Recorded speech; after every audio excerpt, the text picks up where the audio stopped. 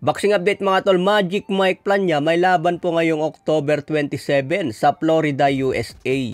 Muling babalik si Mike Plania at magpapakitang gilas ulit sa Amerika. Ito nga po yung kalaban niya mga tol, matindi. Kaso nga lang ang problema dito, medyo marami yung talo niya. Sigurado maraming fans na naman ang magsasabi na ano ba naman yung kalaban ni Plania. Bakit ang daming talo yan? Ganyan talaga ang boxing mga tol. Siguro ito yung available na lalaban sa ating pambato. Edad 43 na ito mga tol, galing Colombia. Kumbaga paretirado na itong boksingerong ito. Pero hindi pwedeng maliitin Magic Mike Plania ito, baka biglang masilat. Kumbaga sa Cobra mga tol tumutuklaw pa kahit may edad na. Suportahan natin mga tol, sana may panalo ang laban.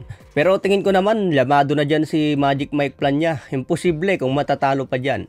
Matinding upset na yan kung matalo pa si Mike Plania. Sa ibang banda naman, The Monster na Naoya Inoue sinabi sa press conference, magiging maganda raw ang kanilang laban ni Sam Goodman basta hindi ito tatakbo.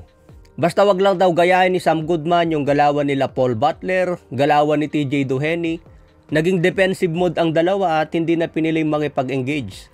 So kung ganun din daw ang gagawin ni Sam Goodman, asahan natin na hindi raw maging maganda ang performance. Hindi raw maipakita ni Naoya Inoue ang buong abilidad niya kung patras lang itong si Sam Goodman. Ang balak kasi ni Naoya Inoue ngayon, higitan pa ang naging performance niya sa huling laban kontra TJ Doheny. Yung laban niya kasi kay TJ Doheny mga tol, medyo hindi rin ako nagandaan dun Nag-iinit pa lang si Naoya Inoue, bigla na lang umayaw si TJ Doheny. Biglang sumakit ang likod, ni Rayuma ata mga tol. Sana hindi ganito ang mangyari kay Sam Goodman. Lumaban sana ito at magpakita rin ng magandang laban sa Japan.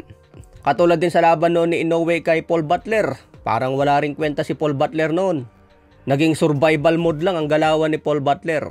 Katulad kay Stephen Fulton noon, umaasa ako na siya nang magbibigay ng magandang laban.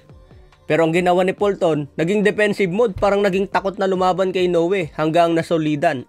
Buti pa itong si Luis Nery mga tol, talagang nakipag-engage kay Inoue. Hindi siya nagpakita ng takot, kaya napabagsak niya si Inoue mga tol. So yun ang kagandahan kay Luis Nery.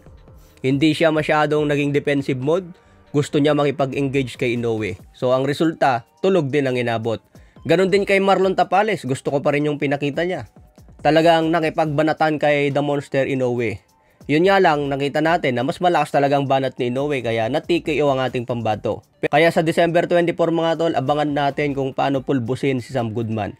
Pero nandyan pa rin yung salitang upset. Paano kung ma-upset si Naoya Inoue? O di wow. Talo na naman tayo sa pusta niyan kung ma-upset si Inoue.